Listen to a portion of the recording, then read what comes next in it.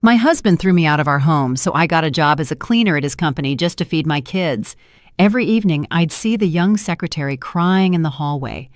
One day, as I was cleaning my husband's office, she suddenly put her hand on my shoulder and said, "Hurry, hide under the desk. He's about to have a secret meeting. You need to hear the truth." But the story didn't start there. It started with the dirty water in a plastic bucket. Welcome to Betty's Stories. I share new life stories here every day, and I'd really appreciate it if you hit subscribe and liked my video. Now let's jump back into my story. I'm sure you'll love it if you keep listening till the end. Serena Hayes dipped her mop into the gray, soapy mess. The water was hot, but her hands had been freezing for hours. At the Apex Zenith Holdings building, they always skimped on heating in the hallways. Of course, in the corner office of the CEO, her husband, Brandon Sinclair, the thermostat was always set to a perfect 72 degrees Fahrenheit. She wrung out the mop, feeling the rough fabric chafe the calluses on her palms. These hands used to sign contracts for the elite marble that made up these very floors. Now she was washing that marble. She knelt down. Her left knee responded with a dull throb. It was an old injury, a souvenir from a skiing trip to Aspen, Colorado, that they had taken as a family 3 years ago. Back then, Brandon had supported her, carrying her to their room. Now he walked past her as if she were thin air, or even worse, a persistent stain on the carpet that he couldn't quite scrub away. 2 women from accounting walked by. Serena knew them both. She had helped Lisa pick out a gift for the chief accountant's birthday, and she'd helped Maria find a good daycare for her son. Now they fell silent upon seeing her crawling figure and quickened their steps. The click of their heels echoed in the long hallway. Nobody said hello. Serena was used to it. Poverty and falling off the social ladder make a person invisible faster than any magic. Brandon had kicked her out 2 months ago without warning, without explanation. He just left her suitcases outside the door and changed the locks. Her credit cards were blocked, and their joint accounts were empty. "You don't fit my vision," he'd said then, speaking through the threshold without even looking her in the eye. "You drag me down, and I need to fly high." Their children, 8-year-old Jackson and 5-year-old Chloe, stayed with her. She needed to feed them, pay for their small place in Southside Chicago, and buy medicine. She had to swallow her pride that very evening. When she saw the job posting for a janitor at Brandon's firm, she went not because she wanted to see him, but because she knew they paid on time, and also because, deep down, she hoped to understand what had happened. The elevator door opened, and Brandon stepped into the hallway. He wasn't alone. The head of sales hurried beside him, nodding enthusiastically. Brandon walked with a sweeping, proprietary stride. He wore a new, deep, steel-colored suit. Serena knew what it cost. It was an amount that could feed their family for half a year. "And get this trash out of the lobby before the investors arrive," Brandon announced loudly, passing within 3 feet of Serena. He didn't look at her, but she knew he was talking about her. She winced, hunching lower over her bucket, hiding her face behind a curtain of hair. "Of course, Mr. Sinclair," the manager immediately agreed. "The cleaning service is sloppy. The personnel are completely incompetent. They hire just anyone off the street," Brandon added, stopping at his office door. He raised his voice so every word would reach her ears. "No education, no class. All they know is how to push dirt around. That's why I'm getting a divorce. It's impossible to live with someone who has no ambition." The door slammed shut. Serena let out a slow breath. Tears stung her throat, hot and angry, but she wouldn't let them fall. She grabbed the mop and swept it hard across the floor. He wouldn't get the satisfaction. She wouldn't cry. She needed to buy Jackson winter boots. For that, she would endure anything. The workday was ending. The office was emptying. Lights were going out in the cubicles. The human noise faded, giving way to the hum of servers and the drone of ventilation. Serena moved to the final floor, the administrative wing. It was the quietest part. The carpeting muffled her steps. A desk lamp glowed in Brandon's reception area. Yvette Marshall, the young secretary hired only 6 months ago, sat at the desk. Yvette was beautiful, but she looked haunted. Serena often saw her in tears. At first, she thought Yvette was Brandon's mistress, tormented by his demands. But there was no passion in the girl's eyes, only raw fear. Serena entered the reception area with her bucket. Yvette flinched and lifted her head. Her makeup was streaked, her nose was red. "Ms. Hayes," she whispered. She was the only person in the building who continued to use Serena's honorific. "I'm just picking up the trash, Yvette," Serena said quietly, trying not to look at the girl's tear-stained face. "And I need to mop. Has Mr. Sinclair left?" "No." Yvette suddenly jumped up. She looked scared to death. Her hands were shaking. He went out to meet a guest, but he'll be right back." Serena nodded and headed toward the massive oak door of the CEO's office. She needed to finish cleaning and rush home to the children. Her sister Tasha had promised to watch them until 9 o'clock. Time was running out. She pushed open the office door. Inside, it smelled of Brandon's expensive cologne and leather. The huge desk, where they had once discussed company plans together, loomed in the center like a fortress. Serena began wiping dust from the windowsill when she heard quick footsteps behind her. It was Yvette. She rushed into the office and, without a word, grabbed Serena's arm. Her grip was like steel, her fingers digging into Serena's forearm. "Hurry!" Yvette hissed. Her eyes were wide with terror. "Hide under the desk!" "What? Yvette, have you lost your mind? If Brandon sees me here—" "If you don't hide, you won't find out anything," the secretary cut her off. In the hallway, they heard the sound of the elevator doors opening and Brandon's loud, confident laugh. "He's about to have a secret meeting. You need to hear the truth, Ms. Hayes. Please, for God's sake, go." Yvette shoved her toward the desk with unexpected force. There was no time to think. The voices were approaching. Serena, yielding to the girl's panic and a strange, cold premonition, dove under the massive oak desk. It was cramped. It smelled of furniture polish and old dust the mop couldn't reach. Serena pulled her legs to her chest and froze. Yvette darted out of the office a second before the door swung open. Come in, Mr. Vance." Brandon's voice was slick. "Cognac, or should we get right down to business?"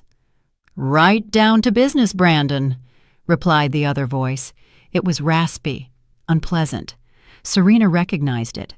It was Ezra, a shady lawyer/fixer that Brandon had dealt with before, though he'd later sworn he'd cut all ties.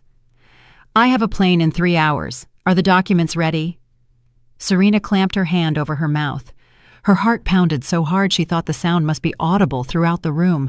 Brandon's heavy dress shoes strode right past her face. His chair scraped, taking the weight of her husband. "Everything's ready," Brandon said. There was the rustle of paper. "Here's the complete package: corporate charter, appointment orders, bank powers of attorney." "And the signatures?" the lawyer asked. "The most important part, the CEO's signature." Serena tensed. She expected to hear the name of some mistress, the one for whom he'd destroyed their family. She prepared herself to hear him sign over the house or the condo to his new flame. "You wound me, Ezra."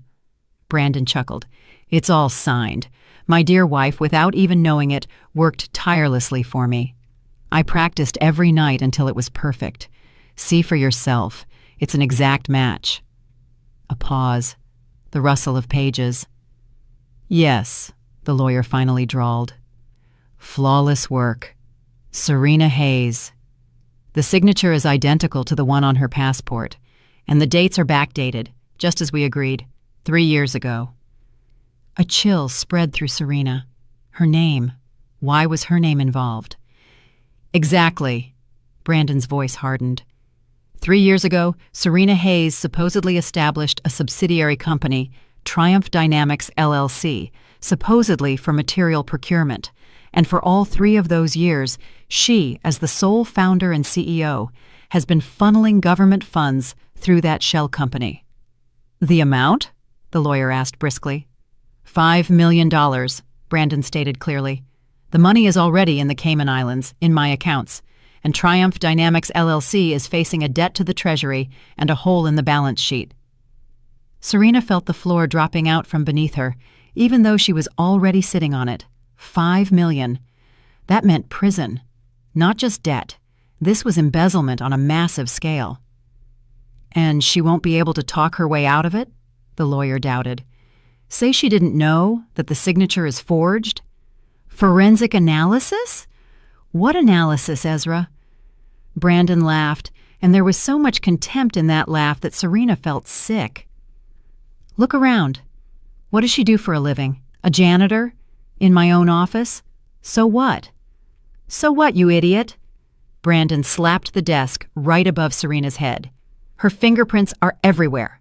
On the documents, in the archives, on the safe. I specifically hired her as a janitor so she would leave her prints all over the crime scene.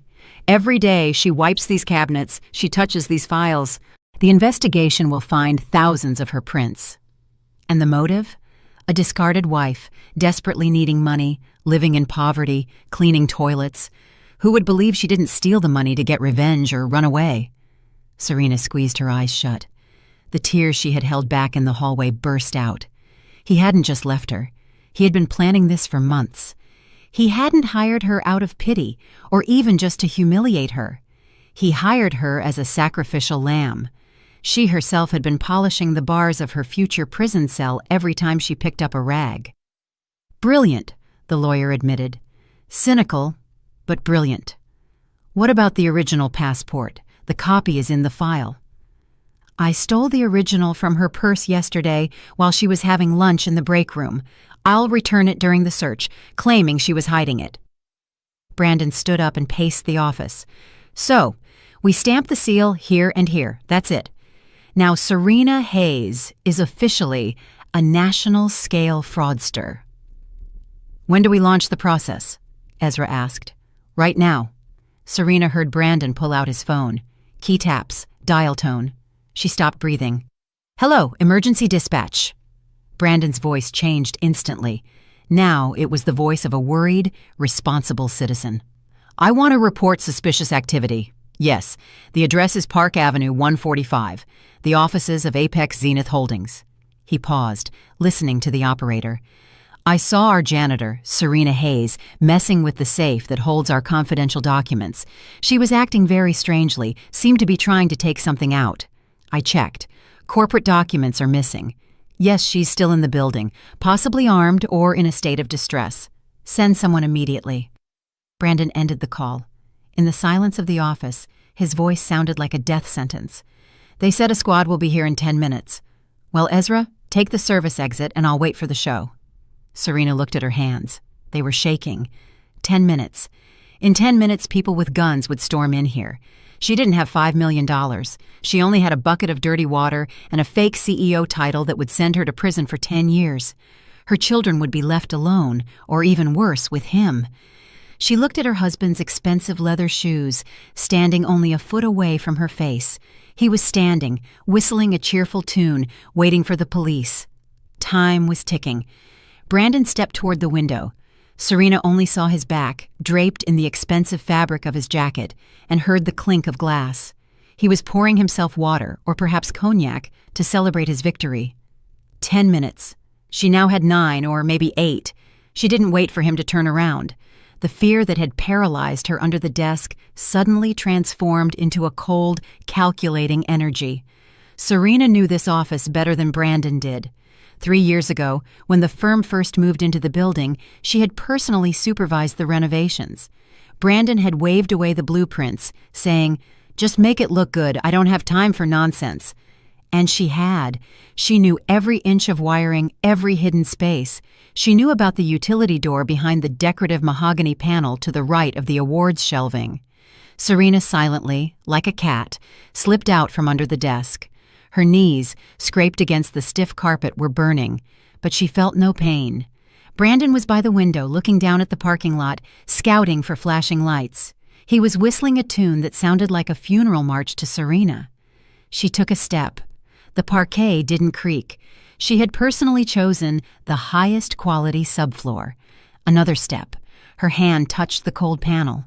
Her fingers found the hidden mechanism, a small indentation invisible to the eye. A press. The click was quiet, but in the silence of the office, it sounded like a gunshot. Brandon spun around suddenly. Serena had already slipped into the dark doorway, pulling the narrow door shut behind her. "Who's there?" The sound came from the office, muffled as if through cotton. She pressed her back against the reverse side of the panel, clamping her hand over her mouth. Her heart was beating somewhere in her throat, making it hard to breathe. She heard Brandon walk up to the shelving unit. He yanked one of the books, checked the safe. He didn't know about the door. He thought the sound was caused by something falling or a draft. "Must have imagined it," he muttered, barely a foot away from her. "Nerves, where are those damned cops?" Serena exhaled through her nose. She was in the utility corridor, a narrow passage between the walls designed for cable runs and access to ventilation shafts. It smelled of dust, dry plaster, and mouse droppings. There was no light, only faint beams piercing through the ventilation grills above. She knew where to go. This corridor led to the fire escape, which only the electricians and system administrators used. The elevators were a trap now. If the police had already entered the building, they would block the elevator lobby first. She needed to go down, to the basement, to the archives. Yvette's words echoed in her ears. "You need to hear the truth." But the truth alone wasn't enough. She needed proof. Brandon had told the lawyer the documents were in the archives in the Triumph Dynamics LLC folder. If she ran now empty-handed, she would be a fugitive with no chance of justification. She needed that file. Serena moved by touch, holding her hands out. Cobwebs stuck to her face, catching in her hair. Her janitorial uniform, synthetic and uncomfortable, snagged on protruding wires. She stumbled over a toolbox forgotten by one of the workers and barely stifled a scream, biting her lip until it bled. Ahead, a blurry rectangle of light appeared, the exit to the stairwell. Serena eased the door open. Empty. Concrete steps descended into the darkness. Far away, she heard the first wail of a siren. It grew louder, approaching like a predator smelling blood. Serena ran. She leaped over steps, grabbing the dirty railing. Third floor, second, first. On the first floor, she froze. Voices were audible behind the heavy metal door. "Everyone stay put! Federal agents are taking over!" They were already here. They had stormed the lobby. Now they would head up to Brandon's office, find him alone and shocked by the theft, and begin sweeping the building. Serena sprinted lower to the sublevel, the basement. It was much colder here. The air was damp and heavy. Water squelched beneath her feet. Apparently a pipe had burst somewhere, and no one had been in a hurry to fix it. Now, those were the problems of CEO Serena Hayes, not the actual owner. The archives were at the end of the long corridor. The door was unlocked. The lock had been broken a month ago, and Serena, who cleaned here in the mornings, knew it. She flew inside and flipped the light switch. The fluorescent lamp flickered, reluctantly illuminating the room with a deadly pale light. Shelving units. Endless rows of gray metal shelves crammed with files. "God help me," she whispered. She rushed to the section labeled with a T. Trinity, Titan, Triumph. There it was. Triumph Dynamics LLC, a thick file bulging with papers made of heavy cardstock. Serena snatched it. Her hands were shaking so hard she nearly dropped the documents. She opened the file at random. The very first sheet. The order appointing the CEO and a signature. Her signature. A perfect copy. If she hadn't known she hadn't signed it, she would have believed it herself. She pressed the file to her chest. "Now run. Hold it! Freeze!" The voice hit her back. Serena froze, feeling the cold seep under her skin. She slowly turned around. Mr. Leon, the night watchman, stood in the archive doorway. In his hands, he held a powerful flashlight, its beam aimed right at her eyes, and a rubber baton. Mr. Leon had worked here under the old owner before Brandon bought the building. He remembered Serena when she was pregnant with Jackson. He remembered her bringing him homemade apple turnovers when she stayed late. "Ms. Hayes?"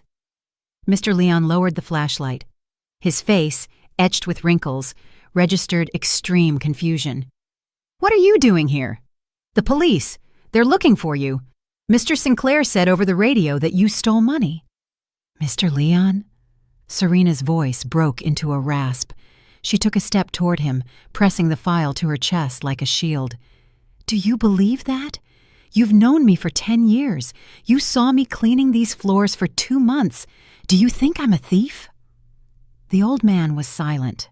He shifted his weight. His eyes darted between the file in her hands and the corridor, where the sound of heavy boots was approaching. "He said you were dangerous," the guard said uncertainly. "He said to detain you at all costs." "He set me up," Serena spoke quickly, feeling tears welling up again. "He signed a company over to me, saddled me with debt so he could escape himself. If they grab me now, I'll never see my children again. Jackson, Chloe, you remember Chloe, Mr. Leon? She gave you a drawing for Christmas." The guard's face twitched. He remembered. Of course, he remembered the funny bunny drawn by a child's hand that still hung in his booth above the monitors. From upstairs, a coarse shout echoed down the stairwell. "Check the basement! Move!" Mr. Leon flinched. He looked at Serena, then at the stairs.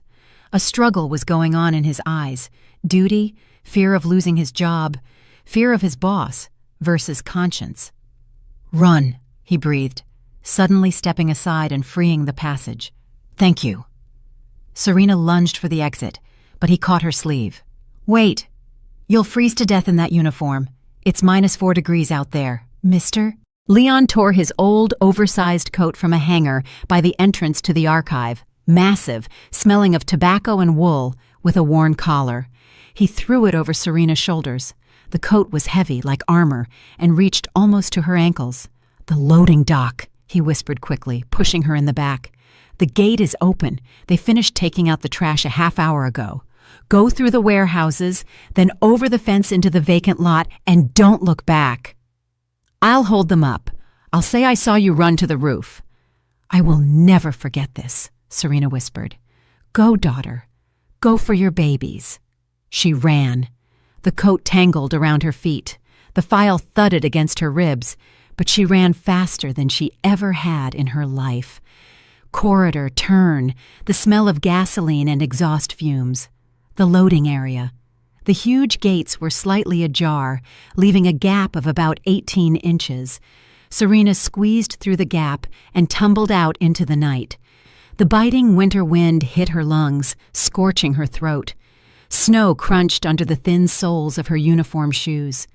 She was in the back lot, amidst trash containers and old pallets. The Apex Zenith Holdings building was blazing with light, like the Titanic. Sirens screamed at the main entrance. Red and blue flashes danced on the snow, reflecting in the dark windows. Serena heard shouting and the slamming of car doors.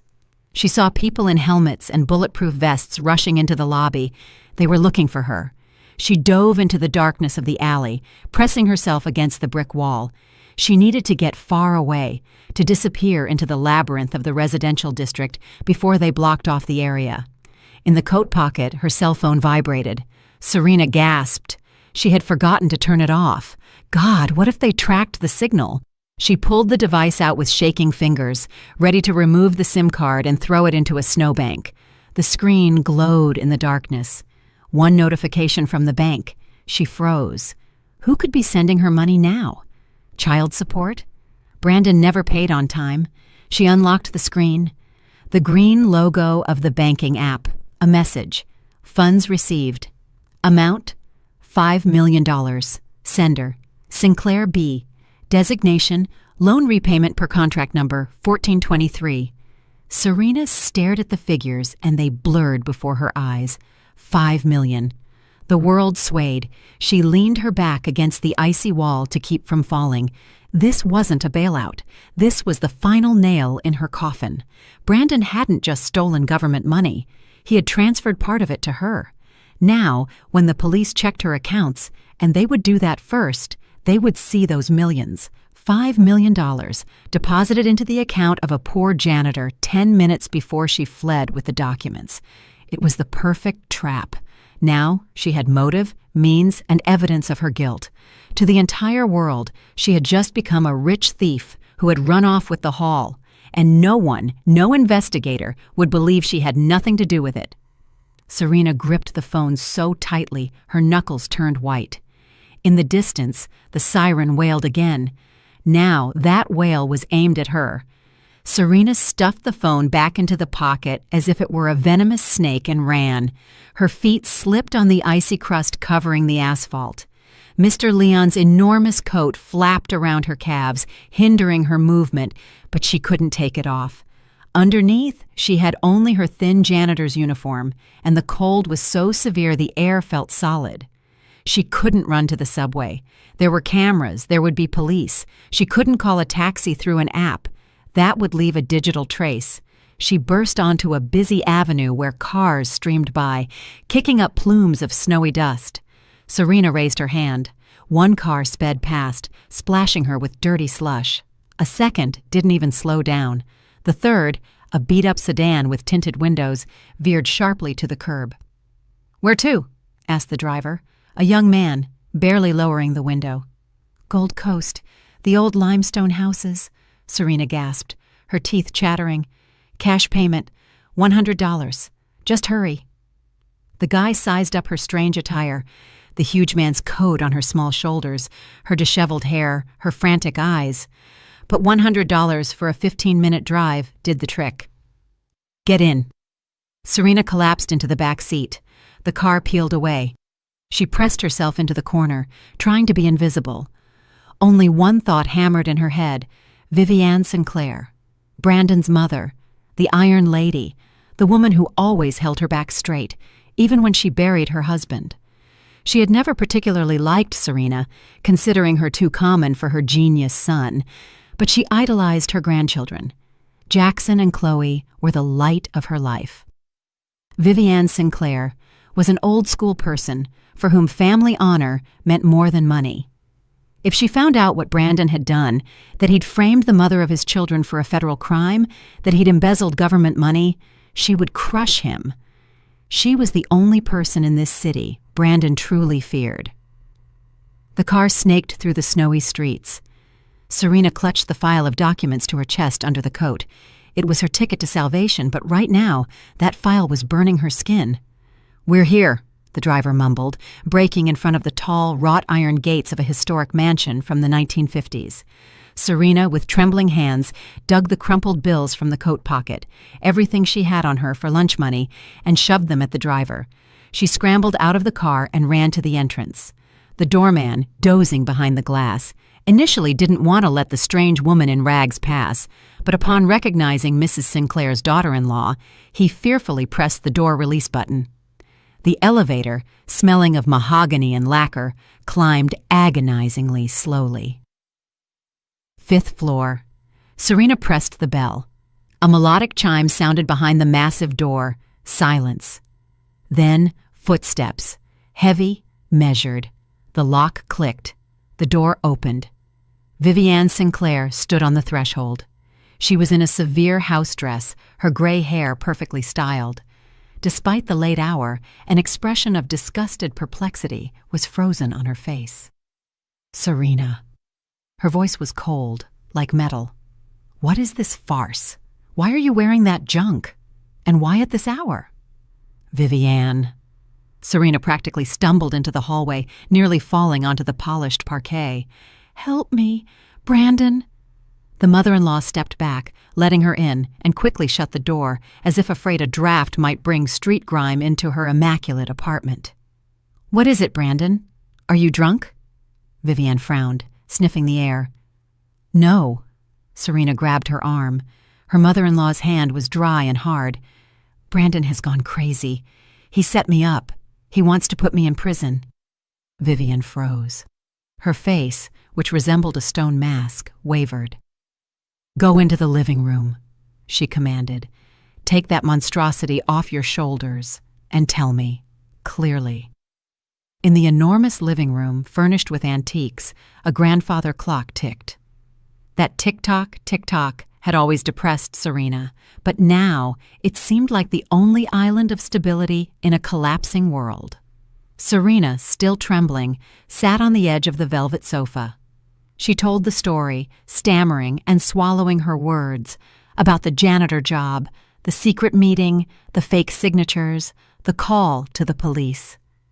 Vivian listened in silence, standing by the window and looking out at the night city. She didn't interrupt, Only her right hand nervously fiddled with the pearl necklace around her neck.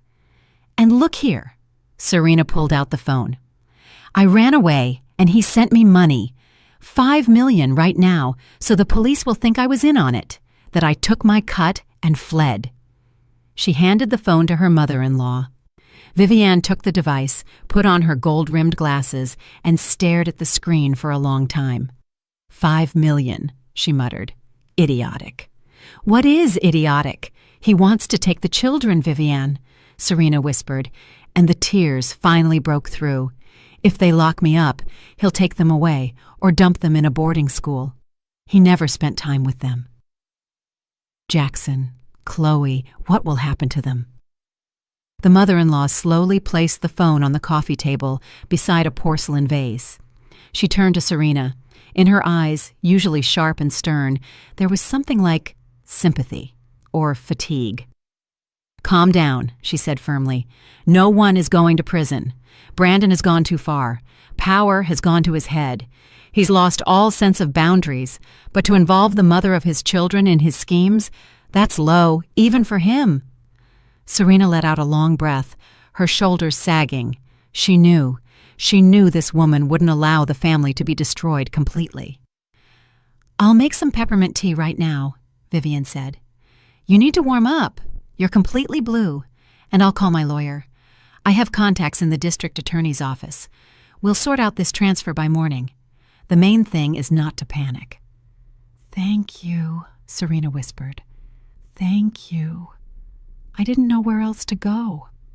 "You did the right thing coming to me. Family problems should be solved inside the home, not on the street. Go to the guest room. There's a blanket on the sofa. Lie down. I'll bring the tea there." Serena nodded and, on shaky legs, walked into the adjoining room. It was a library converted into a guest room. The walls were lined with bookshelves up to the ceiling. It smelled of old paper and lavender. She sank onto the leather sofa and covered herself with the blanket. Warmth slowly began to return to her body, and with it, a crushing exhaustion set in. The adrenaline was receding, leaving emptiness behind. She was safe. Vivian would call the prosecutor. They would prove the transfer was a trap. She had the documents. The file was in the hallway, in the pocket of the oversized coat. No, she should have grabbed the file. Serena tried to stand up, but her strength failed her. "I'll just rest for a minute," she thought. "Just 1 minute." Her gaze wandered around the room, catching on the spines of books, the heavy drapes, the framed photographs arranged on the mantelpiece. Here was Brandon at graduation. Here was their wedding. Brandon was smiling, but he was looking at the camera, not his bride.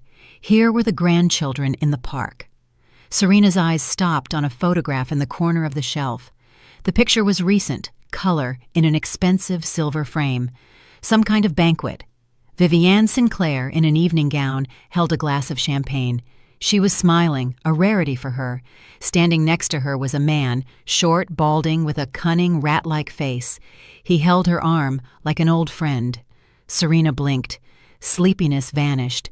She had seen that face an hour ago in her husband's office. It was the lawyer, Ezra Vance, the same man who had forged the documents, the same man who had laughed about how cleverly they had framed the janitor. But why was he in a photo with Vivian Sinclair, and why did they look so close? Fragments of a conversation from 3 years ago flashed into her memory. Brandon had complained he couldn't find a sharp enough lawyer for his schemes, and Vivian had said, "I have someone, vetted. He helped your father with delicate issues, too." A cold much more terrifying than the outdoor freeze gripped Serena's heart.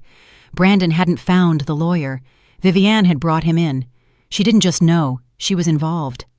$5 million, Serena whispered, remembering the amount. Brandon couldn't have pulled this off alone. He was greedy, but not smart enough for such a complex, 3-year-long maneuver. He needed an architect, someone who knew how to wait and plan. Serena slowly, trying not to creak the sofa springs, got up. She had to run, immediately. The tea her mother-in-law was preparing might be the last thing she ever drank. She tiptoed to the door leading to the living room. The door was cracked open a few centimeters. Vivian's voice drifted from the living room. She was speaking quietly, but in the apartment's silence, every word dropped like a stone. "Yes, Ezra, I know it's risky, but this is even better." Serena held her breath. "No, I didn't call the lawyer. Why would I?" Vivian's voice became irritated. "I'm calling Brandon, but his line is busy." "Ah, here's the second line. Wait." A click, switching calls. "Brandon!" Vivian's voice changed, becoming authoritative and harsh. "Stop being hysterical. Shut up and listen to me. Is she here?" "Yes. She's with me." A pause. Serena pressed her ear to the door jamb, feeling her pulse pound in her temples. She came herself. Imagine that. The idiot decided to cry to Mommy. She brought the phone, showed me the transfer. "Brandon, listen closely. Don't call the police here yet. Just come yourself. Quickly." She brought the phone with the banking app. "We need access to confirm the funds with the SMS code and immediately transfer them to a transit account, or the bank will flag the operation as suspicious." Serena covered her mouth to keep from screaming. "Yes, she's in the guest room, waiting for tea," Vivian continued, and a sound of icy mockery entered her voice. "She thinks I'm saving the grandchildren. Come and take her, and take the phone. Then you can call the police and say you detained her while she was trying to escape. That's it. I'm waiting. The door code. You know it." The mother-in-law hung up. There was the clinking of porcelain. She was still preparing tea. Serena backed away from the door. She was trapped. 5th floor. The only exit was through the living room where Vivian Sinclair stood, and Brandon was already rushing to the house to finish what he started. She looked at the library window. Outside, the wind howled. The balcony. There was a balcony. Her gaze fell on the side table where she had left her phone. No, the phone was in the living room with Vivian. Vivian had deliberately taken it. No phone, no money, cornered in the apartment of her main enemy. Serena heard Vivian's footsteps approaching the library door. "Serena, darling, the tea is ready." The voice cooed outside the door, sweet and deadly. The doorknob began to turn. Serena clicked the door lock, cutting herself off from the living room and her mother-in-law. The knob immediately rattled. "Serena!" Vivian's voice outside the door lost all its sweetness. Now it was a steel threat. "Don't be stupid. Open up right now. Brandon is already coming up." Serena didn't answer. She bolted for the balcony door. The old wooden frames, sealed for winter with paper strips, didn't yield immediately. She yanked the latch, tearing her nails, and slammed her shoulder against it. The door flew open, letting in a cloud of icy vapor. Downstairs in the courtyard, tires screeched. Serena peered over the railing. Brandon's familiar black SUV was parked right at the entrance, blocking the road. A car door slammed. Brandon leaped out into the snow, not even bothering with a coat, and ran toward the front door. He was in a hurry. He was coming for her. "Open up!" The slam against the library door was so violent that plaster dusted down. "I'm calling security." Serena leaned over the railing. 5th floor. Below was concrete and ice, but to the right, within arm's reach, was the fire escape, a rusty old structure welded to the side of the building half a century ago. She just had to reach it. She climbed onto the icy railing. The heavy coat dragged her down, impeding her movement. The wind slapped her face, stinging her eyes. Serena didn't look down. She looked only at the rusty crossbar. A leap.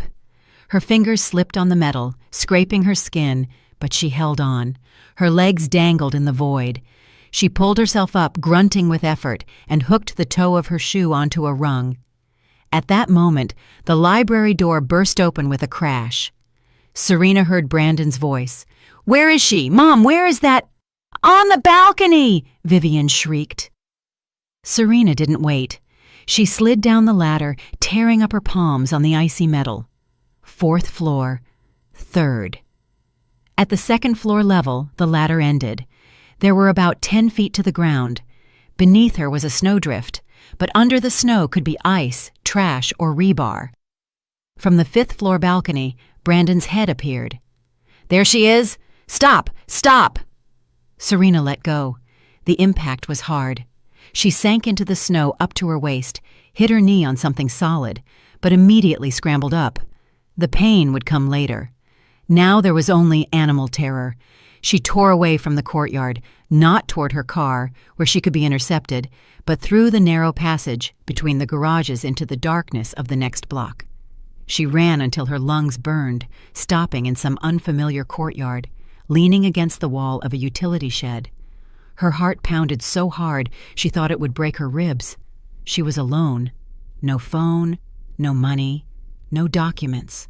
The file remained in the coat, but the coat was now the only thing keeping her warm that night. She had no proof. She had no allies. Or did she?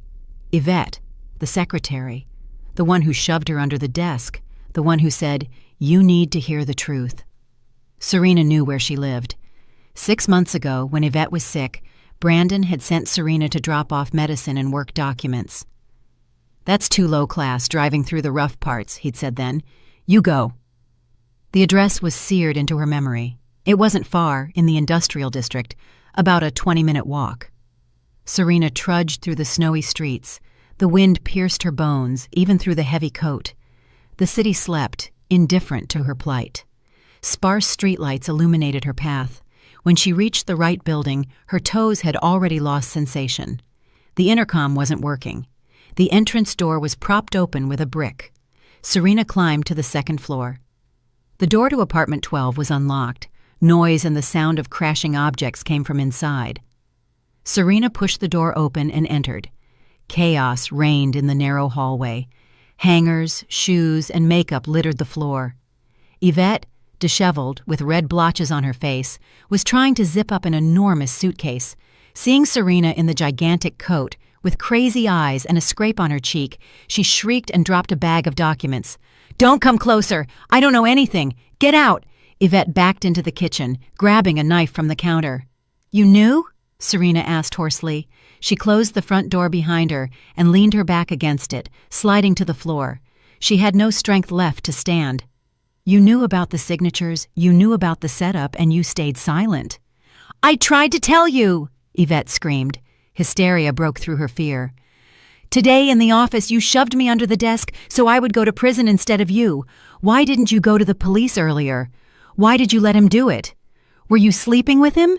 Did you need his money?" Serena's rage surged. "Money?" Yvette laughed, and the sound was chilling. She slammed the knife onto the table and ripped open the neck of her blouse. Her entire neck and collarbone were covered in bruises. "Look, is this money or is this love?" Serena froze. "He's a monster." "Ms. Hayes." Yvette covered her face with her hands and sobbed. "He's not a lover. He's an owner. 6 months ago, at the office party, he slipped something into my drink. I woke up in a hotel room, and he was standing there with a camera. He filmed everything. Then he said, 'Want to be an internet star? Want your parents back home to see this video? Your fiancé? Then work. Do what I tell you. Sign what I give you.'" Serena approached the girl. The anger was gone, replaced by cold understanding. Brandon wasn't just a thief. He was a spider, weaving his web around everyone. "He blackmailed you," Serena said quietly. "He said if I peeped, he would destroy my life," Yvette choked out. "And today, when he called the police on you, I realized I was next. As soon as he flies to the Cayman Islands, he'll leak the video just for fun. That's why I'm leaving for the train station now." "You're not leaving." Serena grabbed her shoulders and shook her. "You think he'll let you go? He has eyes everywhere. At the train station, at the airport. They'll pull you off the train in an hour, and if you run away, he'll post the video instantly." "What am I supposed to do?" Yvette lifted eyes full of terror. "Die?" "No, destroy him." Yvette gave a bitter smile. "How? He has money, connections, a witch for a mother. And what do we have? You don't even have a passport." "We have something he isn't expecting. We know his secrets." Serena squeezed the girl's shoulders. "Yvette, where are the real documents? Not the fake ones he gave me. Where is the real accounting? Where are the records of where the $5 million really went? He couldn't keep everything in his head. He's a stickler for detail. He records every penny." Yvette paused for a second, wiping her tears with her sleeve. "The Black Book," she whispered. "That's what he calls it, a thick, leather-bound daily planner. He never leaves it at the office, and he doesn't take it home. He's afraid of his mother." "Where does he keep it? Think." "The gym." Yvette's eyes widened. "The Elite Titan Club. He goes there every Thursday morning. He has a personal locker in the VIP changing room. He thinks it's the safest place. He checked the records there once while I was waiting for him in the lobby." "The locker," Serena repeated. "We need to go there now." "But the club is closed."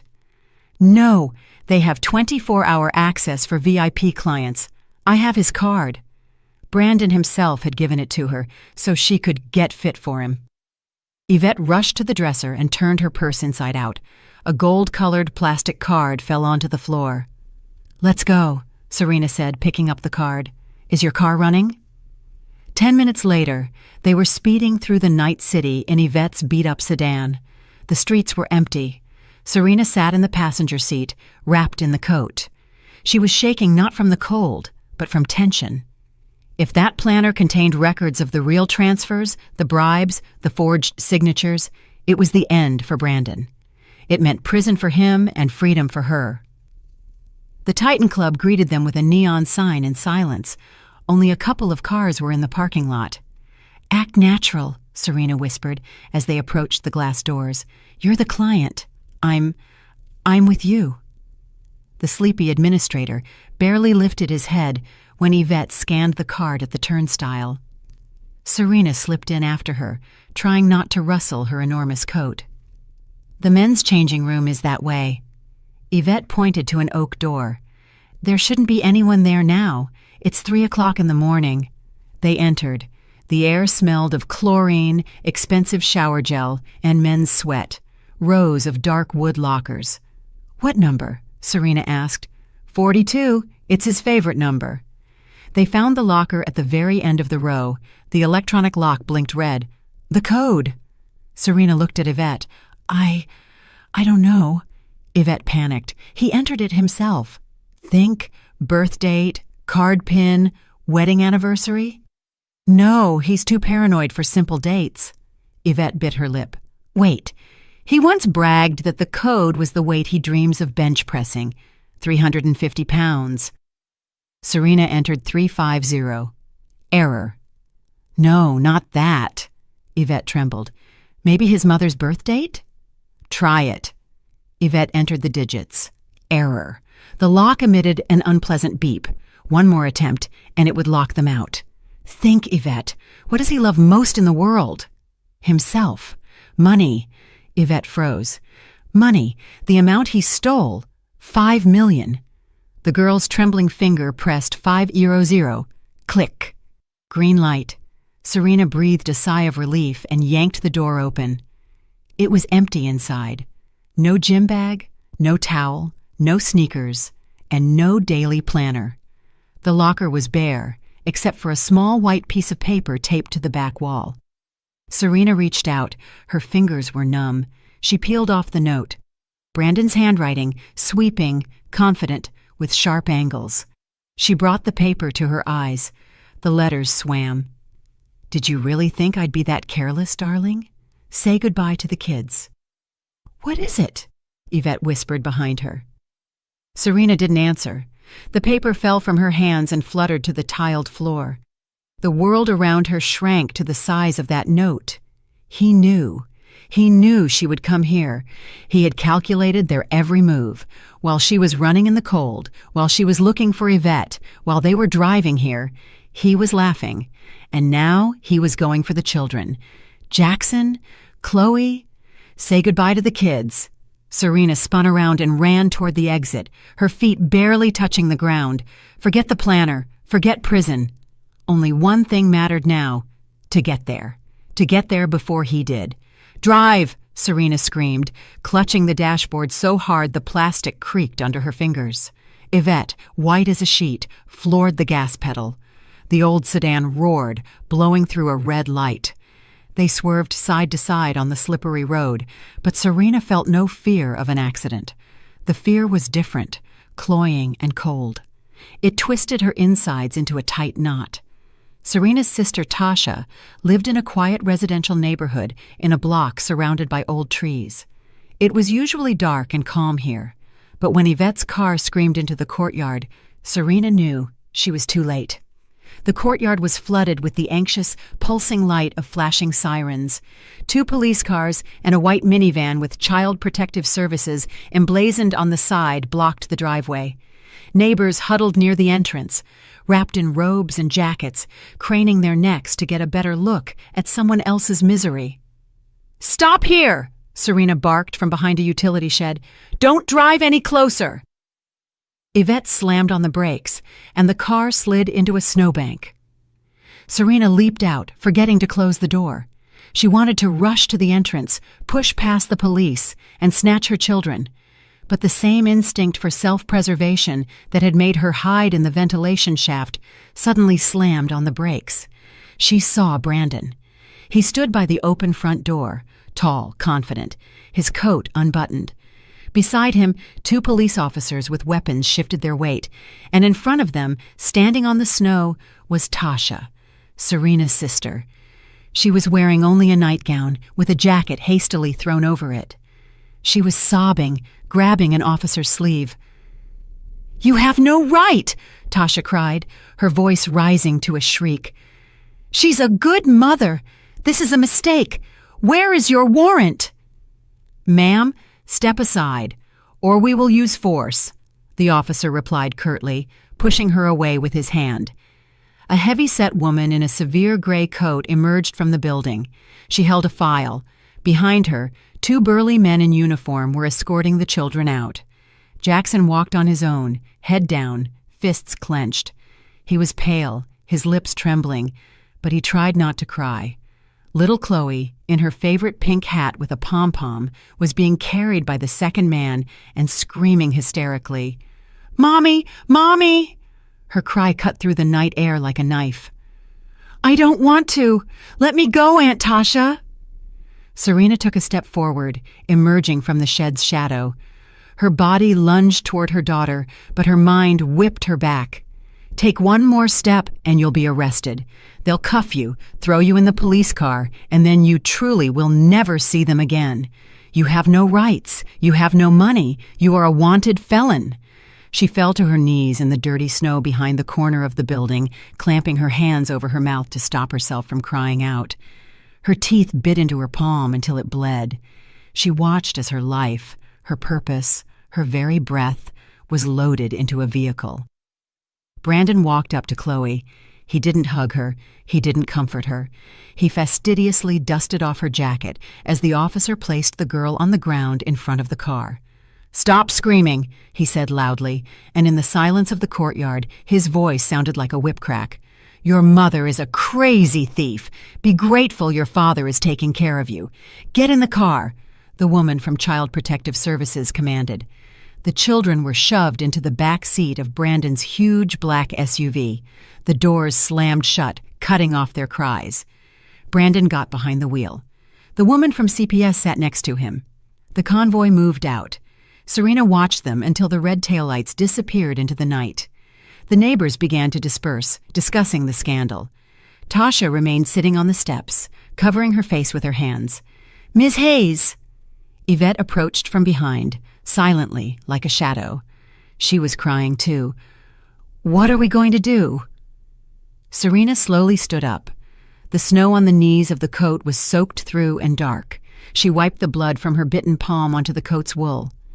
Something inside her died at that moment. The Serena who was afraid, who hoped for her mother-in-law, who cried in the break room, vanished. All that remained was emptiness and cold, calculating hatred. "Take me to the industrial zone," she said. Her voice was foreign, hoarse, like sandpaper. "Why?" Yvette was scared. "That place is full of gang members and guard dogs. The office of Marvin Coleman." Yvette gasped. Coleman, Brandon's enemy, the man Brandon had double-crossed 5 years ago. "Ms. Hayes, he'll kill you. He hates anyone with the name Sinclair." "I have no choice." Serena walked toward the car, not glancing back at her sister's window. Tasha couldn't be seen right now. She was certainly being watched. If he wants to destroy Brandon, he'll listen to me. And if not, then I have nothing left to lose. The drive took 40 minutes. They drove in silence.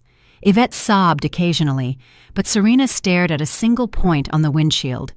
The defunct mechanical plant met them with rusty gates and the barking of guard dogs. But behind the peeling facade of the administrative building lay another world. Marvin Coleman, Brandon's former partner and now the owner of a shadowy scrap metal business, had established his fortress here. Serena got out of the car. "Go, Yvette," she said. "Hide. Turn off your phone. If I don't come out in an hour, it means they've turned me over to the police. I'll wait around the corner." The secretary stubbornly shook her head. Serena approached the steel door with a video camera lens, pressed the buzzer. Silence. Then the speaker crackled. "Who the hell is it? Get lost before I let the dogs out." "It's Serena Hayes," she said loudly and clearly. "Brandon's wife." The pause lasted an eternity. Serena felt the camera scanning her face, her absurd coat, her despair. The lock clicked. The heavy door slowly opened. A massive guy in a black t-shirt stood on the threshold. He silently nodded her inside. Marvin Coleman sat in a huge leather armchair in an office that looked more like a bunker. The walls were unfinished brick. The air smelled of cigar smoke and expensive whiskey. Marvin himself was a heavy-set man in his 40s with a hard gaze and a scar above his eyebrow. He didn't stand when Serena entered. He didn't even take his feet off the table. He slowly took a sip from his glass, examining her like a strange insect. "Well, I'll be," he drawled mockingly. "Duchess Hayes in a janitor's coat. Look what life does to you. Did you come here begging for charity? Or did your little husband send you to spy?" "Brandon threw me out," Serena said, not dropping her gaze. "He framed me for $5 million, and he took my children." Marvin laughed, a loud barking sound. "And you came to me to cry about it? Get out!" He abruptly stopped laughing, and his face became terrifying. "Get out! Your husband ruined me. He stole my business, and you spent all those years going to parties, smiling, living on my money that he stole. You're part of the rot. Get out before I call the cops. I'll turn you in. Maybe they'll even give me a reward." Serena didn't move. "He stole more than just your business, Marvin," she said quietly. "You think he just cheated you on construction contracts? That's small time." Coleman narrowed his eyes. "What are you talking about?" "In 2018, when you were still partners, Brandon opened 3 offshore accounts in the Cayman Islands in his mother's name. He was draining money from your joint contracts into those, the very money you needed to cover your loans. He didn't just win the company from you. He robbed you from the inside while shaking your hand." Marvin slowly lowered his feet from the table. Silence hung in the office. "Proof," he growled. "I don't have the papers with me," Serena replied. "But I know the names of the shell companies and the account numbers. I saw them in his archive today before I ran away. Olympus Trading, Northern Stream Limited." Marvin's eyes widened. He knew those names. He had apparently been looking for them for years but couldn't connect them to Brandon. "Viviane," he spat. "The old witch." He grabbed a bottle of whiskey and threw it against the wall. Glass shattered. He was breathing heavily, looking at Serena now, not with contempt, but with something resembling respect, or at least business interest. "What do you want?" he asked. "To destroy him," Serena said. "I need my children, and you need revenge and your money. Help me get the proof, and I'll give you everything that's left of his empire." Marvin walked over to the computer. He quickly typed something on the keyboard, looking at the monitor.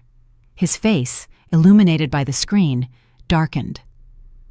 "I'll help you, Hayes," he said hoarsely, "but we have a problem." "What?" "He moved the money." "I don't care about the money." Marvin turned the monitor toward her. An email was open on the screen, some kind of booking confirmation. "I have my people at the airport and in travel agencies," Marvin explained.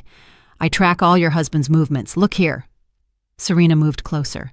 The letters blurred before her eyes, but the meaning hit her instantly, punching her gut harder than any fist. They were airline tickets. 3 tickets.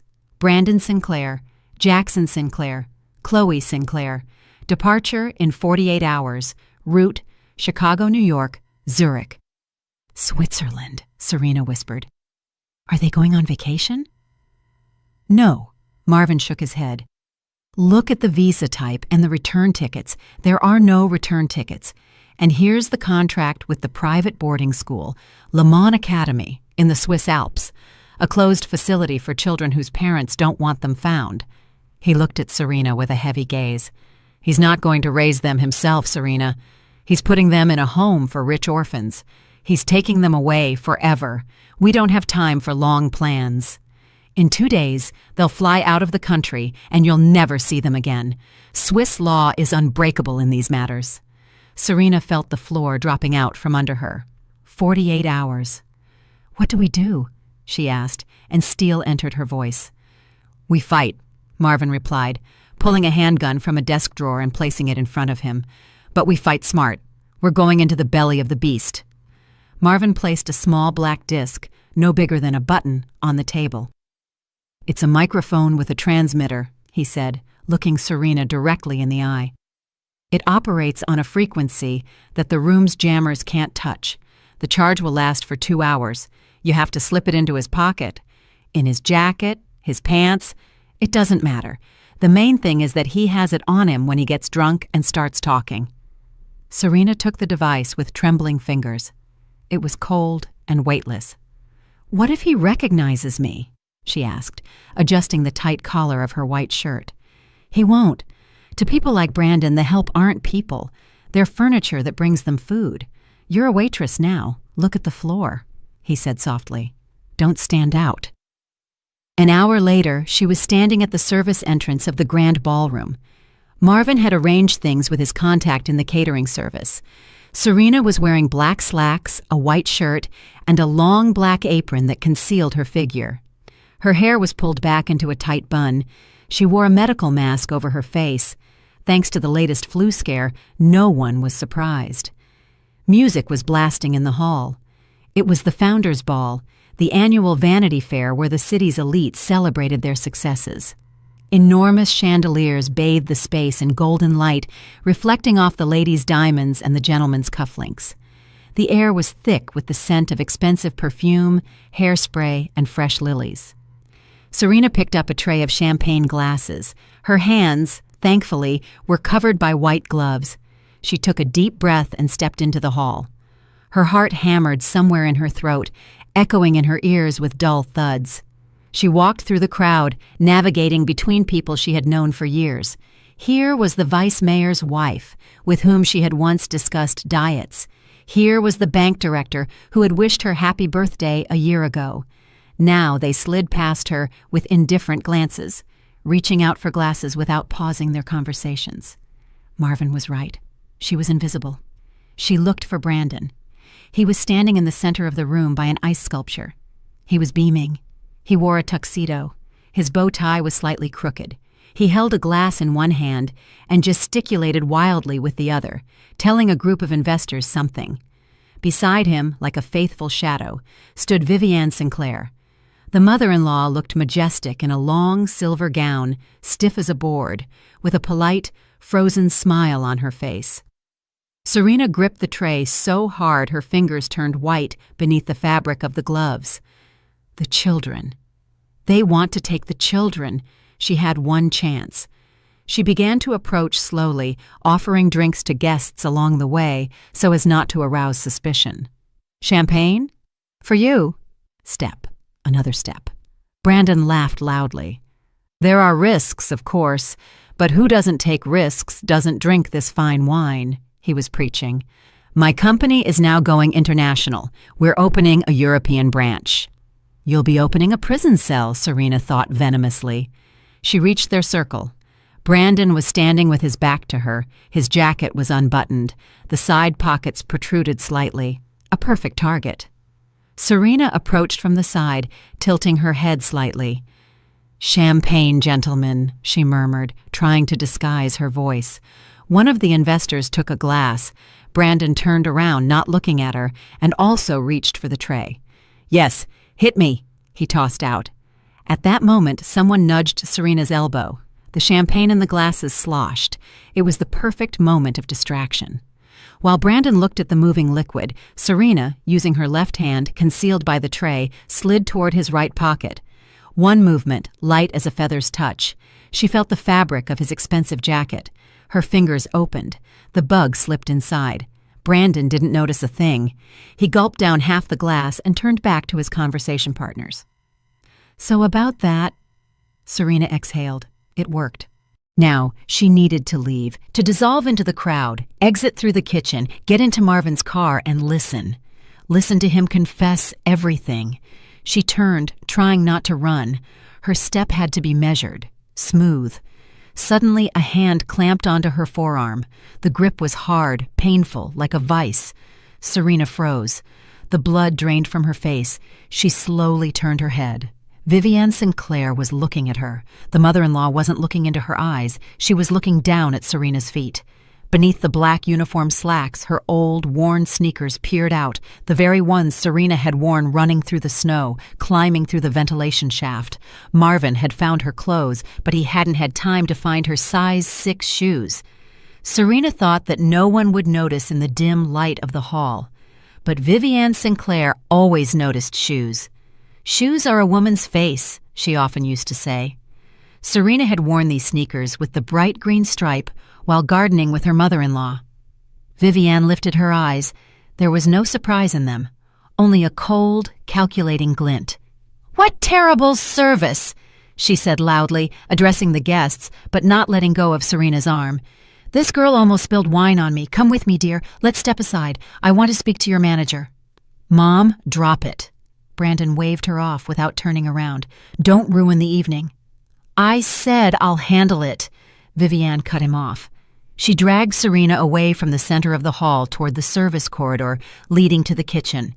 Serena didn't resist. If she broke free and ran now, it would attract the security guard's attention. Brandon would see her. Everything would be lost. Vivienne shoved her into the narrow corridor, which smelled of food and dirty dishes, and pinned her against the wall. Waiters bustled around, but no one paid attention to the wealthy woman arguing with the help. "Have you completely lost your mind?" the mother-in-law hissed, ripping the mask off Serena's face. "To show up here, a wanted woman. I should call the police." Serena lifted her chin. The fear was gone. Only anger remained. "Go ahead. Let everyone see how the CEO's mother turns in her daughter-in-law." Vivienne Sinclair smirked. The mask of the society lady cracked. "Stupid girl. If I wanted to turn you into the police, I would have done it at the apartment or right there in the hall." "Then what do you want?" Serena was wary. "The children," Vivienne simply replied. "You won't get them. Brandon is taking them to Switzerland. I know about the tickets. I know about the boarding school." Vivienne Sinclair's face twisted. The mask shattered. "That idiot!" she whispered with hatred. "He thinks he can dispose of my husband's blood like property. He wants to exile them to the Alps so they won't bother him while he parties with prostitutes on my money. I won't allow my grandchildren to grow up among strangers and forget their own language." She stepped close to Serena. "Listen to me carefully, Serena. Brandon doesn't listen to me. He's tasted big money and become unmanageable. But I can stop the children from leaving. I have leverage with Child Protective Services. I have connections at the border. I can arrange for their passports to disappear right at the airport." "Then do it!" Serena exclaimed. "You're their grandmother." "I will do it, but on one condition." Vivienne Sinclair opened her small handbag and took out a sheet of paper folded into quarters. "What is this?" Serena asked. "Your confession. It states that you admit guilt for the embezzlement through Triumph Dynamics LLC, that you acted alone, without your husband's knowledge." Serena recoiled as if struck. "You want me to go to prison? For something I didn't do?" 5 years, Vivienne said calmly. "With a good lawyer, you'll be out in 3 on parole. I'll pay for the lawyer. I'll send you care packages. And most importantly, the children will stay with me. I'll file for temporary custody while you're away. They will live in my home, go to the best school here in the city. They'll be safe. And me? Serena's voice trembled. And you will save them from the boarding school and abandonment. Choose, Serena.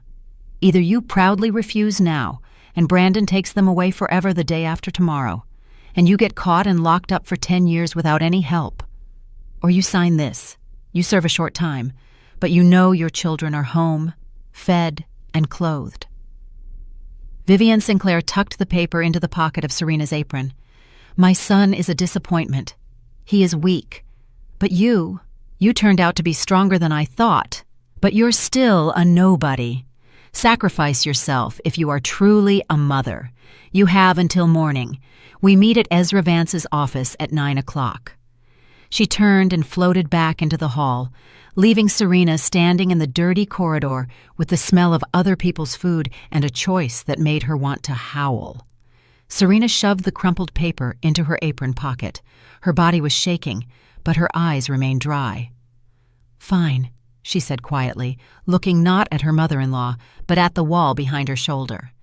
I'll sign tomorrow at 9 a.m. at the lawyer's office, but I want to see that the children are safe before they take me to a cell. Smart girl. Vivian Sinclair gave a subtle smile with the corners of her lips. You made the right choice. You know Ezra's office address. Don't be late.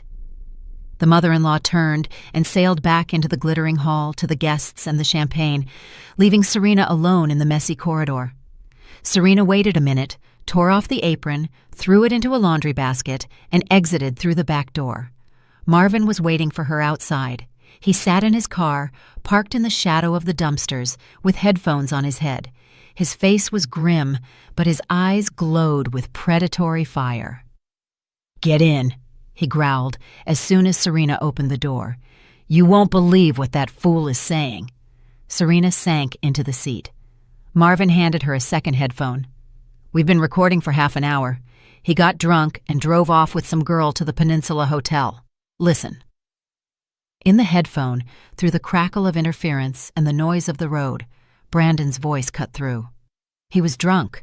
His tongue was slightly slurred, but the intonations were familiar, smug, and authoritative. You don't understand, baby, Brandon was preaching. A woman's laugh and the clinking of glass could be heard. I'm a genius. I beat all of them. My wife to prison, my partner's screwed. What about your mother? The woman's voice asked. She'll kill you if she finds out you drained her accounts. Serena froze. Marvin hit pause and looked at her. Listen to the rest, he said. The recording continued. Mom, Brandon laughed. The old buzzard thinks she's the puppet master, that we're partners. She thinks I'm leaving her power of attorney to manage the assets here. Yeah, right. As soon as my plane crosses the border, I'm revoking all powers of attorney. She'll be left here to deal with the IRS and the creditors, and I'll be drinking mojitos in Zurich.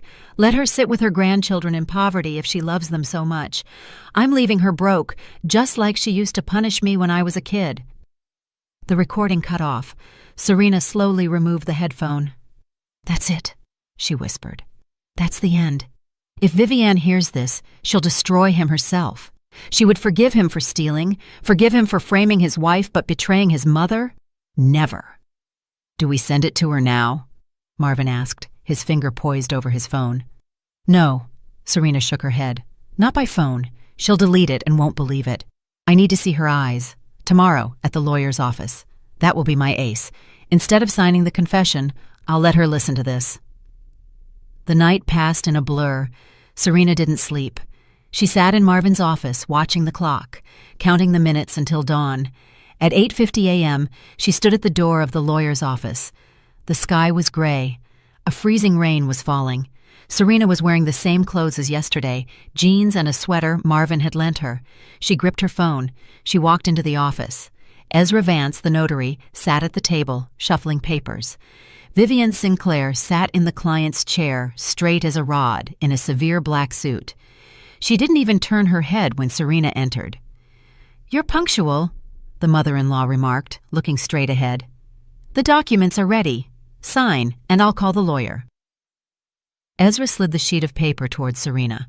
A confession of guilt. Serena walked up to the table. She didn't take the pen. She took out her phone. Before I sign anything, Vivian, you have to hear this." The mother-in-law finally turned to her. Irritation was in her gaze. "Serena, I don't have time for your theatrics." "This isn't theatrics. This is your son's voice. Yesterday's recording." Serena pressed play and placed the phone on the polished table right in front of Vivian. The volume was maxed out. Brandon's voice filled the silent office. "The old buzzard thinks she's the puppet master. She'll be left here to deal with the IRS and the creditors. I'm leaving her broke." Ezra paled and shrank into his chair. Vivian Sinclair listened. Her face remained motionless, like a mask of plaster. Not a muscle twitched when her beloved son called her a buzzard.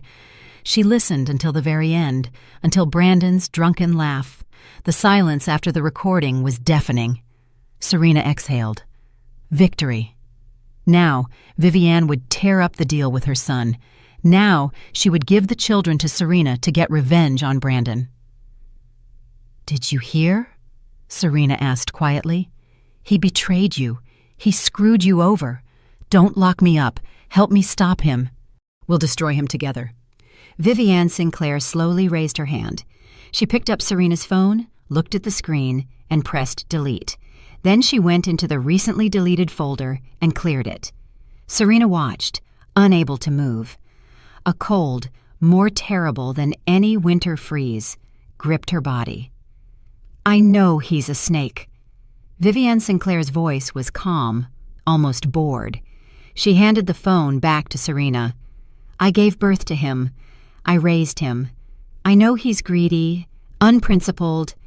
She stood up and walked right up to Serena. There was an icy emptiness in her eyes. "But he is my snake, my blood, and he is the father of my grandchildren. And you were always a nobody to us, just an incubator. Did you think I would let you destroy my son's empire because he was drunk and rambling? I will deal with him myself, familially. But you will go down." Vivian Sinclair snapped her fingers. The door to the next room burst open. "Take her," she ordered. 2 police officers entered the office. There was no doubt on their faces. The warrant had been issued long ago. Ezra quickly hid the unsigned confession in his desk. It was no longer needed. "Ms. Hayes, you are under arrest," the officer stated, pulling out handcuffs. "Hands behind your back." Serena looked at her mother-in-law. Vivian was already turned away, fixing her makeup in a compact mirror, as if discarding a bothersome napkin into the trash. The metal of the handcuffs was cold on her wrists, but Serena barely felt it. Everything inside her was burned out. As they led her down the office corridor, past Vivian Sinclair's stony face, she didn't cry or beg for mercy.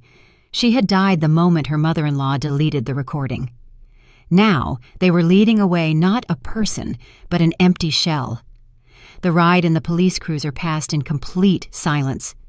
The barred window, the dirty floor, the smell of old tobacco. Then the gray corridors of the precinct, the clanging of bolts, and finally the interrogation room. The chair was bolted to the floor. The table was scratched by thousands of desperate nails. Serena sat down, placing her cuffed hands on her knees. She stared at the wall. Time stopped. She didn't know how long it had been. An hour? 2? The door opened. Serena slowly lifted her head, expecting to see the investigator, but Brandon walked in. He looked impeccable. No sign of yesterday's drinking. A fresh shirt, perfectly shaved, smelling of expensive cologne. He entered the room like the Lord of Life, glanced distastefully at the chair opposite her, and, deciding not to sit, remained standing, leaning on the table with his hands. "Well, CEO," he smirked, "how do you like your new office? A little cramped for the head of a $5 million firm, don't you think?" Serena remained silent. She had no strength to respond to his poison. "Mom sends her regards," Brandon continued, enjoying his triumph. "She's upset, of course. Says you tried to turn her against her beloved son. Stupid. Did you really think she'd choose you? You're expendable to her, just like you are to me." He pulled a folded sheet of paper and a pen from his inside jacket pocket and smoothed the paper on the table in front of her. "This is the same confession you didn't get to sign at the lawyer's office. Confession of guilt. Sign it." "Why?" Serena asked hoarsely. "You've already won. I've been arrested. I need everything to be clean." Brandon leaned toward her face. "The courts can drag on for years. Analyses, appeals. I don't need that. I need your full confession here and now so the case is closed in a single day, the assets are unfrozen, and I can fly out peacefully. And if you don't sign, then you rot in here." Brandon shrugged. "And the children? Jackson and Chloe are flying out tomorrow. I'll fly later once I've settled the paperwork for your incarceration. They'll be met in Zurich by staff from the boarding school. You'll never see or hear from them again. I'll forbid all contact. They'll forget what you look like in a year." Serena flinched, but Brandon's voice turned soft, tempting. "If you sign right now, I'll do you a favor. I'll let you go with the escort to the airport. You can see them before they leave. You can hug them. Tell them Mommy is going on a long business trip. You can even say goodbye like a human being." This was a low blow, the cruelest he was capable of. "You're a monster," Serena whispered. "I'm a businessman. Decide."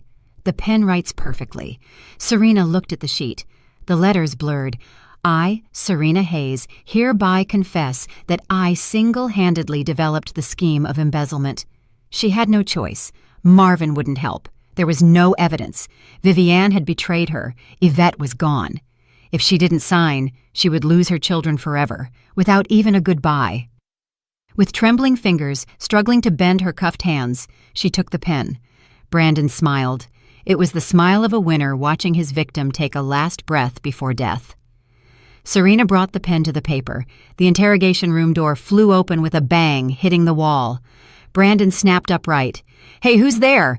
I'm talking to a suspect. Get out!" Standing in the doorway was Detective Major Reese.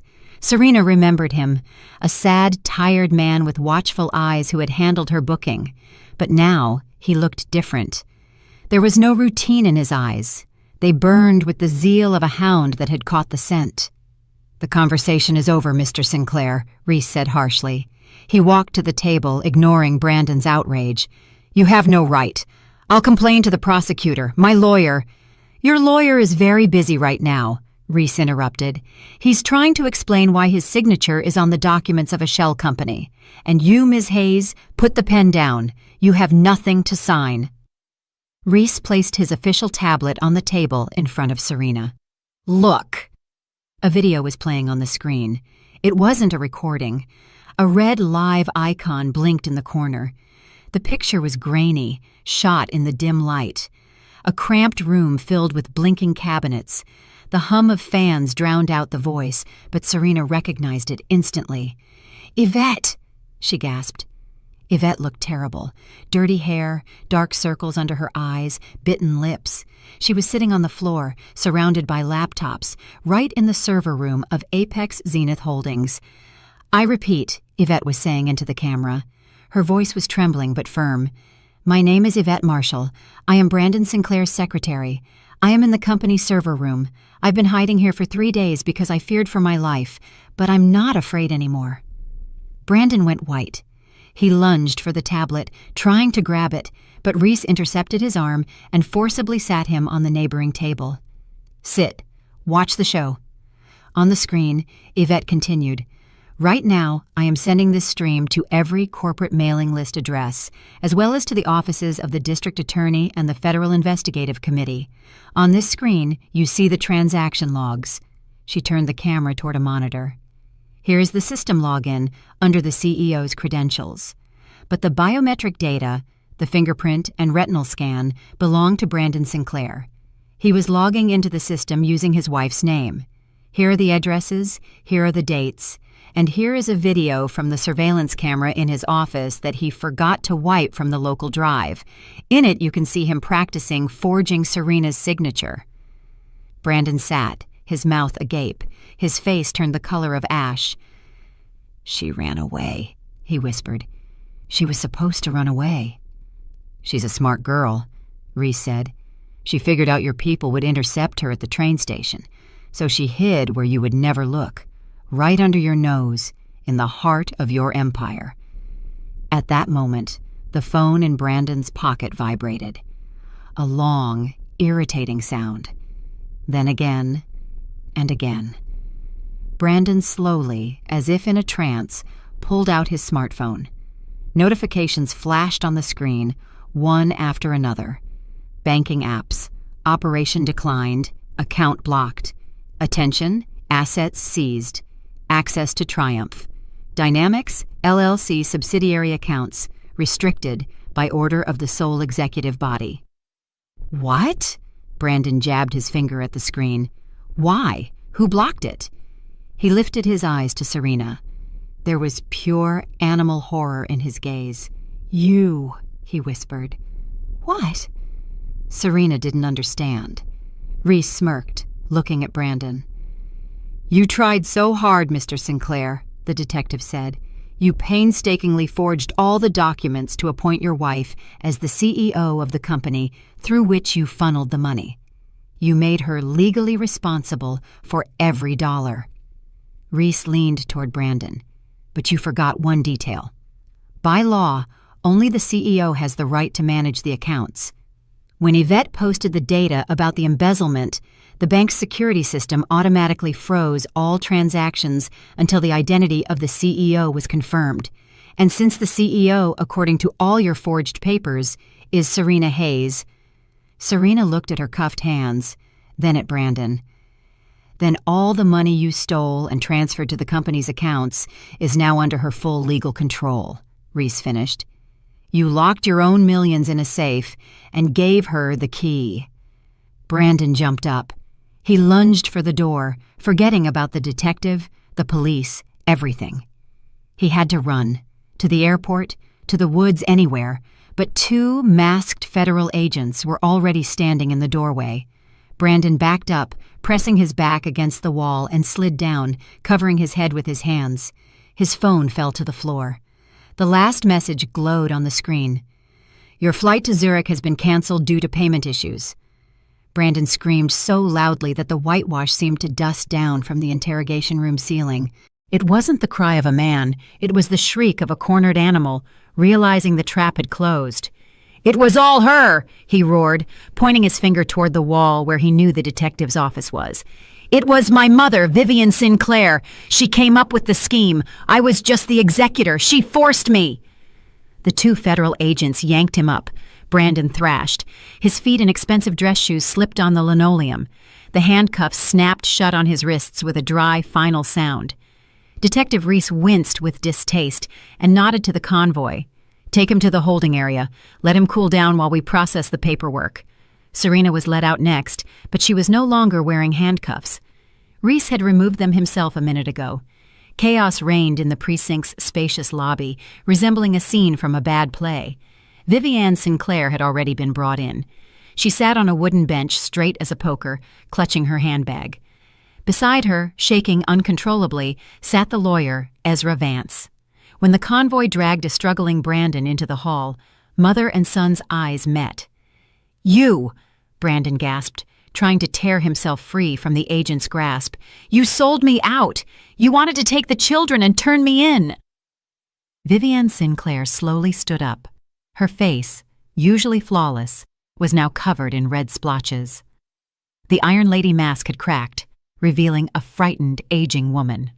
Shut up, you idiot, she hissed, and her voice rose to a shriek. I was saving you! I was trying to pull the family out of the pit you dragged us into with your greed.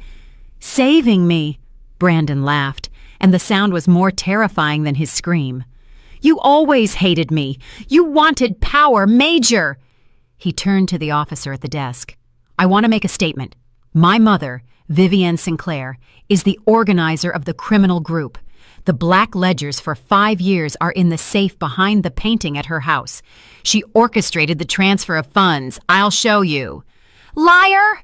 Vivian shrieked, lunging at him. But a police officer intercepted her. You forged the signatures. You hooked up with that rat, Ezra. I only certified, the lawyer squeaked, pressing himself against the wall. They forced me. They threatened me. Serena stood in the doorway of the police station and watched. It felt like she was looking at a jar of spiders that someone had dropped a lit match into. The people who had instilled a sense of inferiority in her for years, who had looked at her like dirt beneath their feet, were now tearing each other's throats out, forgetting honor, family, and dignity. Reese walked up to her and handed her a file. "Ms. Hayes," his voice was respectful. "The show is over. Let's get to business." They returned to the quiet of the office. Reese placed a document on the table. "The situation is unique," he said, tapping the paper with his pen. "Legally, thanks to your husband's maneuvers, you are indeed the CEO of Triumph Dynamics LLC. The money, that $5 million, is in the company's accounts. It's currently frozen." Serena looked at the paper. Agreement to cooperate. "You have two paths," the detective continued. "First, we begin a long investigation. You are named as an accomplice. Then the court decides who is right and who is wrong. The money remains deadlocked. Second, you, as the CEO, sign an order right now for the voluntary return of all illegally obtained funds to the government treasury. Plus, you give a full deposition against Brandon Sinclair and Vivian Sinclair." "And then what?" Serena asked. "Then, criminal prosecution against you is immediately terminated due to a lack of criminal elements and in connection with active cooperation. You walk out of here as a witness, and your husband and mother-in-law go to federal prison on charges of embezzlement on a massive scale, money laundering, and filing a knowingly false report." Serena took the pen. She didn't hesitate for a second. That money was cursed. It was tainted by Brandon's lies and Vivian's venom. She didn't need a penny of that stolen wealth. She put down a sweeping signature, her real signature, not the one Brandon had practiced, but the one she had once used to sign her children's report cards. "I'm returning everything," she said firmly, "to the last dime." "The right decision." Reese nodded, taking the file. "You are free, Ms. Hayes, and good luck to you. You are a strong woman. I rarely meet your kind." Serena left the office. The hall was quieter now. Brandon and Vivian had been separated into different cells. Their screams died behind the heavy steel doors. The lawyer, Ezra, was sitting at a desk, writing a full confession with a trembling hand, dictated by a young lieutenant.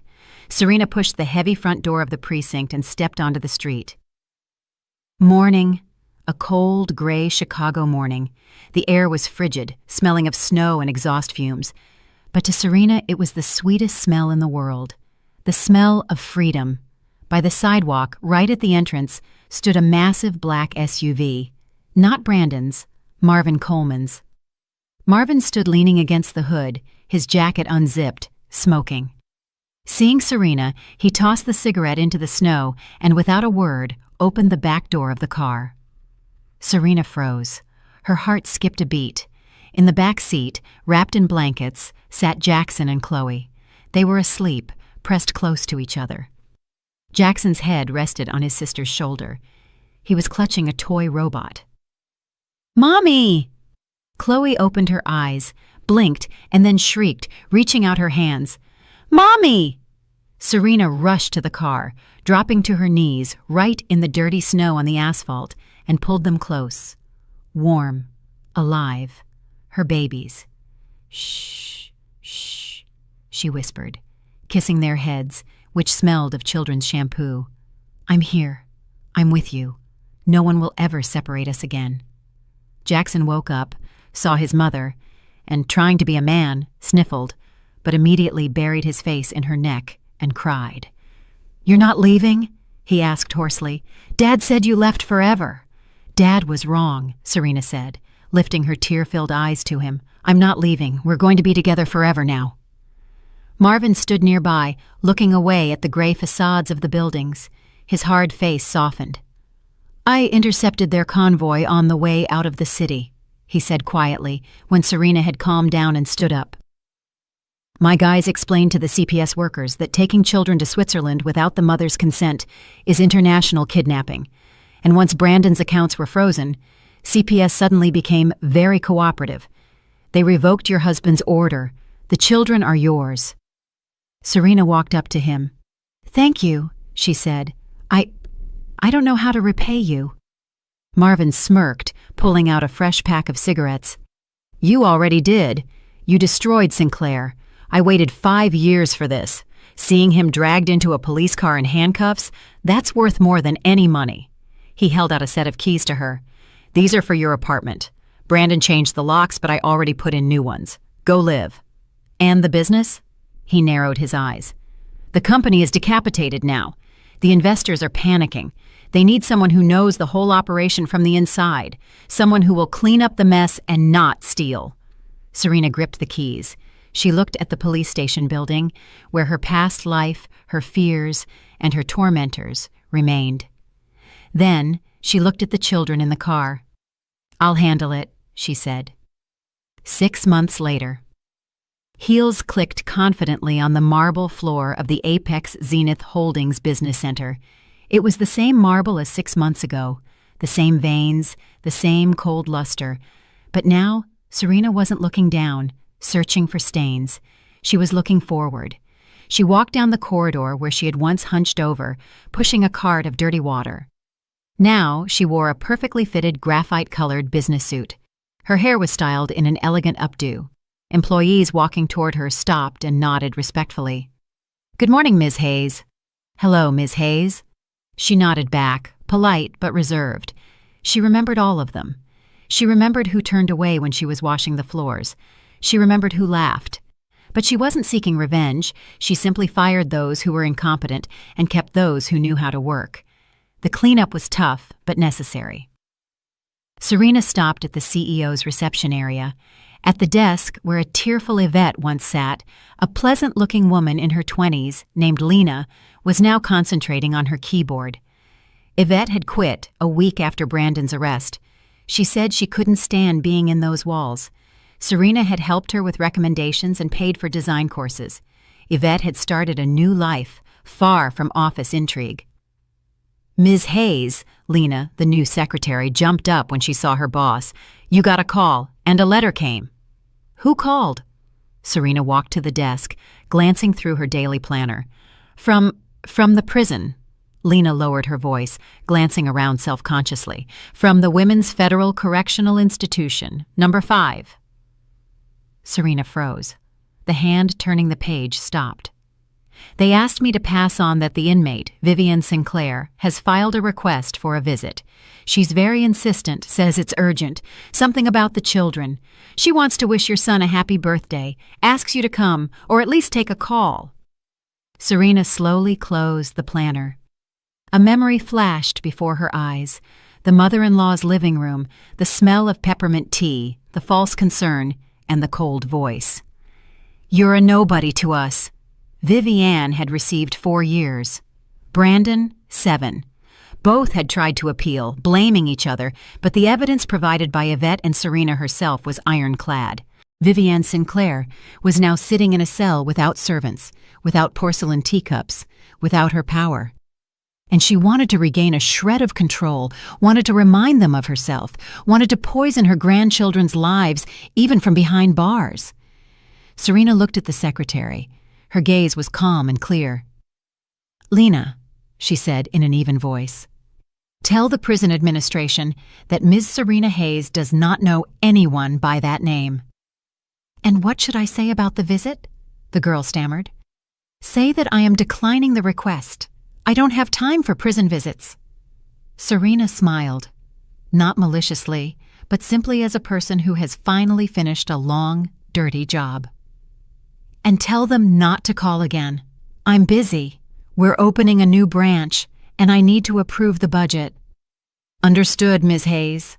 Serena turned and walked toward the massive oak door with the brass plate that read, CEO S. Hayes. She pushed the door open. The office was flooded with sunlight. Brandon's enormous, oppressive desk was gone. In its place stood a modern light desk of glass and pale wood. The heavy drapes had been removed. The windows were open. The office smelled not of leather and expensive cognac, but of fresh coffee and spring.